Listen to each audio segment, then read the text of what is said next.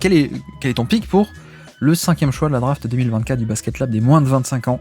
En 5e position, FD Select. Est-ce qu'on peut pas laisser les deux monstres ensemble et sélectionner Chet Holmgren? Tu prends qui tu veux, FD. tu prends Chet Holmgren alors. Ouais, je vais prendre Chet Holmgren. Ouais. Ok. Je prends Chet Holmgren. C'est une question de philosophie là pour le coup. Ouais. Enfin, au-delà de la philosophie, il a prouvé. Et j'essaye de pas trop me projeter en avant. Mais en termes de profil, rim protection, enfin protection de cercle, déjà hyper impressionnante sur sa première année.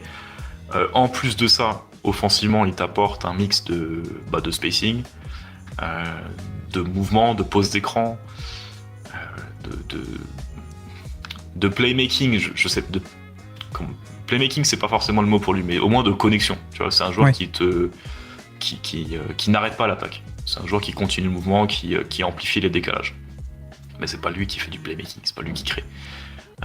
Mais donc en fait, t'as ce triumvirat là de connexion et d'efficacité dans les tirs qu'il prend. Il a pas un volume extraordinaire, mais l'efficacité dans les tirs qu'il prend, qui font que c'est déjà un joueur hyper positif. Et là où, la raison pour laquelle je le mets au-dessus de joueurs qui ont un volume d'attaque beaucoup plus impressionnant, c'est vraiment la valeur de la protection de cercle et de la versatilité, de la polyvalence défensive qu'il t'apporte. Polyvalence. Voilà. Ouais. Je me suis repris avant que tu me reprennes. Non, mais effectivement, on est d'accord. On est d'accord là-dessus. C'est un peu, comme dit, hein, j'aurais pu faire le choix inverse en termes de philosophie. Comment est-ce que moi j'estime qu'il y a le plus de valeur? Peut-être on peut le formuler comme ça. Mais on est un peu dans l'opposé, hein, c'est-à-dire que là où on a Wembanyama qui tente beaucoup de choses de scoring, qui prend des responsabilités et qui du coup est pas trop efficace, du coup on a Chet Holmgren qui est un peu l'opposé, c'est-à-dire défensivement c'est pas la même chose déjà, c'est vrai, c'est pas du tout le même plafond. Je me demande à quel point on n'est pas déjà un peu plus technique, un peu plus fondamentaux, un peu plus ce qu'il fait déjà dans une équipe d'élite, c'est très très bon. Là où Wembanyama parfois il y a un peu un côté la technique est pas encore impeccable, mais en fait il est tellement grand qu'il a une marge d'erreur qui est n'importe quoi. Je sais pas si t'as vu le match à Minnesota là, où il fait des contres limite et on le fait tourner sur lui-même et il tend le bras de dos et il fait un contre sur Mike Conley ou je sais plus qui. Je pense que Chet Holmgren, il y a vraiment ce truc d'une défense je l'avais observé à la draft, j'avais fait un scouting report, etc. La technique défensive de ce mec-là est impeccable. Elle est vraiment impeccable en termes de les appuis, l'orientation, la coordination, tout ça c'est absolument fabuleux. Donc on a cette défense et en plus de l'autre côté, on a aussi un joueur qui est déjà très efficace. Alors c'est pas le même rôle, mais de facto, on prend ce qu'il y a et qui ajoute le plus de valeur. C'est pas de la faute de Chet Holmgren si Wembanyama il prend des pull-ups où il fait de la création et qu'il les réussit pas, quoi. Il y a aussi de la valeur qui fuit de facto, alors que Holmgren on a cette efficacité et effectivement pas le même rôle, mais notamment tu vois on parlait de ça avec Wembanyama, mais Chet aussi, hein, le côté protecteur de panier plus spacing, c'est une valeur structurelle qui est absolument phénoménale. Et Chet Holmgren il est lui aussi à 40% à 3 points. Je pense, sur un bon volume de jeu, mais je pense déjà avec une respectabilité.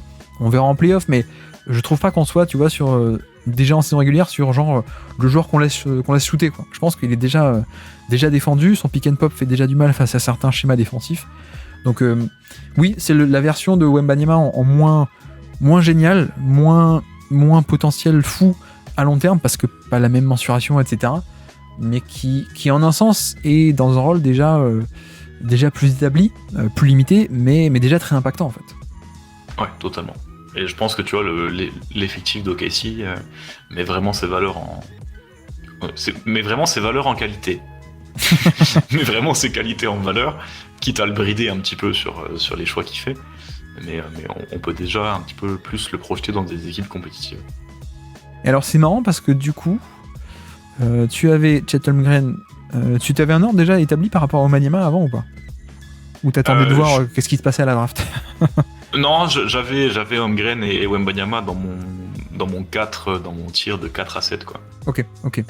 Et alors c'est marrant parce que 3, pour toi c'est le deuxième meilleur joueur du Thunder alors, d'après cette draft. C'est le deuxième jeu. Oui. Oui, il y en a un autre qu'on aurait pu mettre, mais il arrive. Il arrive, je pense qu'il va arriver. Mais toi t'es à peu près Donc par rapport à ça, pour l'instant, t'as pris Chet Holmgren plutôt que l'autre qui est Jalen Williams. Comment t'argumentes un peu ça? Valeur que je donne à la protection de cercle et valeur défensive. Ok. Par rapport à une polyvalence offensive et du playmaking qui peut-être est un petit peu plus simple à trouver, je sais pas si c'est le mot, mais qui est peut-être moins unique et à laquelle j'apporte moins de valeur, à laquelle j'apporte énormément de valeur, mais peut-être moins que la protection de cercle élite que Tom Chet Holmgren. Je suis d'accord. Je pense que la protection de panier est à ce point importante. Et il est déjà excellent là-dessus. Et pas que protection du panier, il y a toute une défense, parce qu'il est dans des schémas très dynamiques de OKC, il peut faire du switch, il peut à peu près tout faire en fait, Chet Holmgren. Donc c'est ça qui est bien, il peut jouer le pick and roll, il peut jouer en safety, il peut jouer le edge, il peut jouer le drop, il peut tout faire. Donc c'est génial. Merci d'avoir écouté cet extrait. S'il vous a plu, l'émission complète est disponible en description et on se donne rendez-vous sur le feed principal du Basket Lab pour l'intégralité des podcasts. À bientôt.